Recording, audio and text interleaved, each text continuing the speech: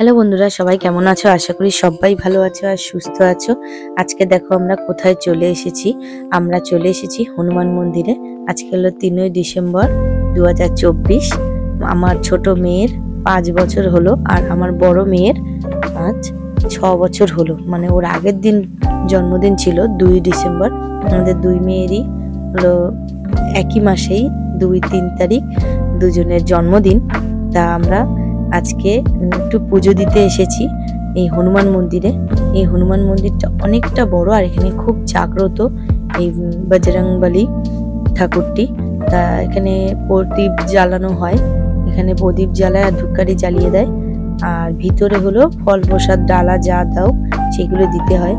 তা আমরা ঢুকে তো সুন্দর লাগছিল, এত সুন্দর লাগছিল তোমাদের কি বলবো বন্ধুরা। আগে এই মন্দিরটা ছোট ছিল, ছোট করে করা ছিল, এত সুন্দরভাবে সাজানো ছিল না।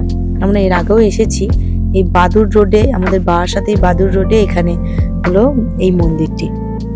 তাই এখানে আশেপাশে সব ব্রাহ্মণ পাড়া হিন্দুরা থাকে। তাই এই মন্দিরটি এখানে জানি না কি নামে হলো, মানে কি বলবো, মানে এত জাগ্রত জানি না, কিন্তু শুনেছি জাগ্রত খুব।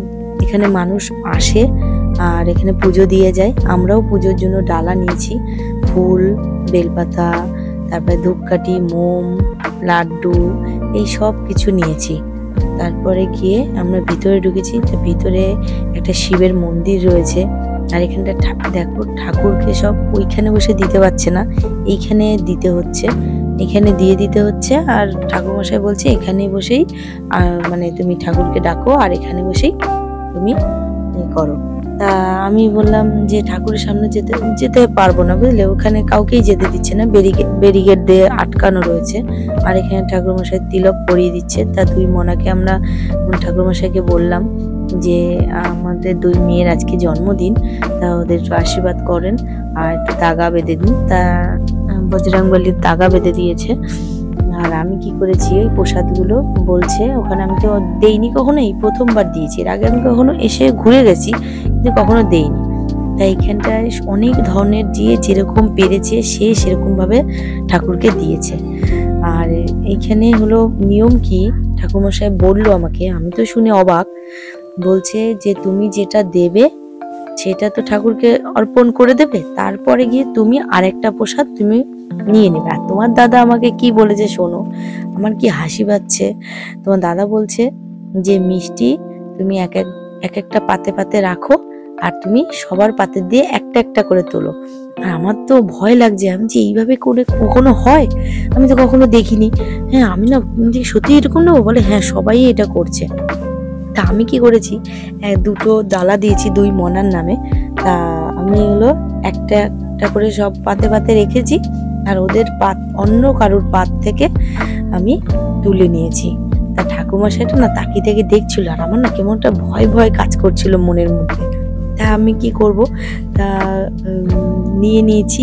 নিয়ে নেওয়ার পরে ঠাকুরমশাই বলছে ওখানে আরো আছে, তোমার যদি নেওয়ার ইচ্ছা থাকে তুমি নিতে পারো। আর যখন এই কথাটা বলেছে না, আর আমার না কিরকম একটা ভয় লেগে গেছে জানো না। আমি যে এটা নিচ্ছি বলে কি এরকম কথা বলছে। বলছে না না, আমার দাদা বলছে না না সত্যিকারে সবাই ওইভাবেই নিয়ে নিচ্ছে। তা আমি তো তারপরে নিয়েছি। তা না দেখি সবাই এরকম ভাবেই নিচ্ছে। তা চরণামৃত নিয়েছি, তারপরে ওদেরকে খাইয়ে দিয়েছি, মাথায় হাত বুলিয়ে দিয়েছি। আর এই মন্দিরটা পরিক্রমা করছি আমরা 7 বার পরিক্রমা করে, যদি তুমি যা বলবে তাই তোমার মনোবাঞ্ছা পূর্ণ হবে। তা সবাই করছিল, তা আমরাও তাই করছিলাম, সবাই মিলে এই মনাদেরকে নিয়ে মন্দির নমস্কার করছি আর হলো 7 বার পাক দিচ্ছি। তারপরে আমরা বাইরে চলে এসেছি, মন্দিরের বাইরে মোম আর ধূপকাঠি ধরাতে হবে। তা আমরা বাইরে চলে আসার পরে এক হলো প্রথমে বড় মনার নামে মোম আর ধূপকাঠি জ্বালিয়ে ওর নামে আরতি করেছি। আর হলো বাড়ির সবার আর আমার সবার যে প্রিয় মানুষগুলো যাদেরকে আমি ভালোবাসি তাদের জন্য প্রার্থনা করেছি ঠাকুরের কাছে। তারপর করার পরে তা আমার খুব কান্না পাচ্ছিল জানো না, যখন আমি বলছিলাম। দেখো আমার চোখ মুখ দেখে তো তোমরা বুঝতেই পারছো।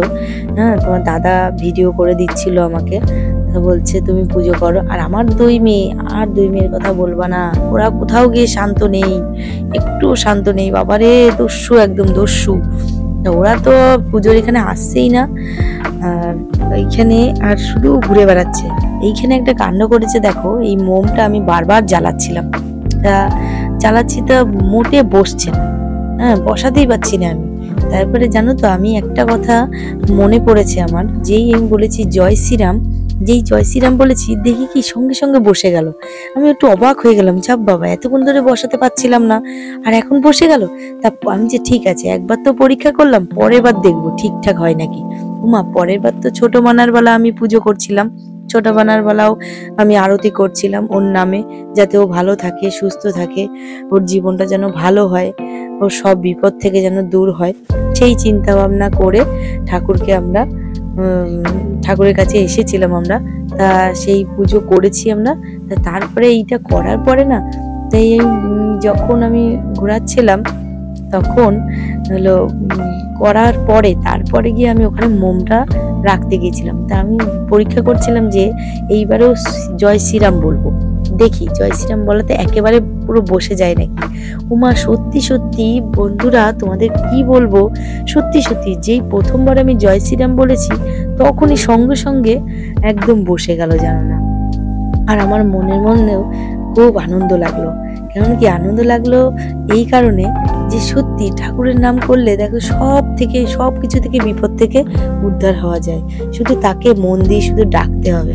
তা আমি তো মানে ইমোশনাল হয়ে পড়েছিলাম একটু, কেমন ওটা লাগছিল, কারণ সবকিছু যেন বিপদ থেকে মুক্তি হয়। কারণ কি আমার মেয়েটার খুবই শরীর খারাপ ছিল এর আগে, ঠাকুরকে ডেকে আমার মেয়ে আমার সুস্থ হয়েছে। হ্যাঁ, সব ঠাকুরকেই আমি শ্রদ্ধা করি, ভক্তি করি। তা এবারে আমি এসেছি এক জায়গায় ঠাকুরের এখানে স্থানে আসলেই না আমার সত্যি কথা কেমন একটা ইমোশনাল হয়ে যাই আমি। তা আমার খুব ভালো লেগেছে এই যে আজকের জন্মদিনটায় আমি এসেছি।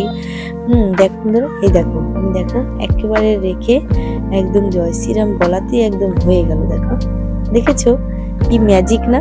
সত্যি একটা ম্যাজিক। একটা নামে যদি উচ্চারণ করা যায়, তাতে কতটা মুক্তি পাওয়া যায় সেটা একবার ভাবো, একবার বন্ধুরা। যারা ডাকো, যে ঠাকুরকে মানে তোমরা ভক্তি করো না কেন, মন থেকে ডাকবে, ঠিক তোমাকে উদ্ধার করবে। তারপরে শোনো বন্ধুরা, আর একটা কি কারণ হয়েছে, এইখানে পাশেই একদম ভোগ খাওয়ানো হচ্ছিল, তা চা কফিও দিচ্ছিল, তা চা কফি কিনতে হচ্ছিল। তা দেখি ভোগ খাওয়ানো হচ্ছে, তা আমরা কি করেছি, ওই ভোগের ওখানে গেছি, তা যাই দেখি একটু প্রসাদ পাই নাকি। তা আমরা তো গেছিলাম, গিয়ে এই দিকটায় দেখো বন্ধুরা, এই দিকটায় অনেকটা এরিয়া নিয়ে এই হনুমান মন্দিরটা, এখানে অনেক পায়রা আসে, তারপরে হনুমানও আসে, দেখা যায় হনুমানও অনেকটা দেখা যায়। তা কি বলবো বন্ধুরা, দেখো অসাধারণ না,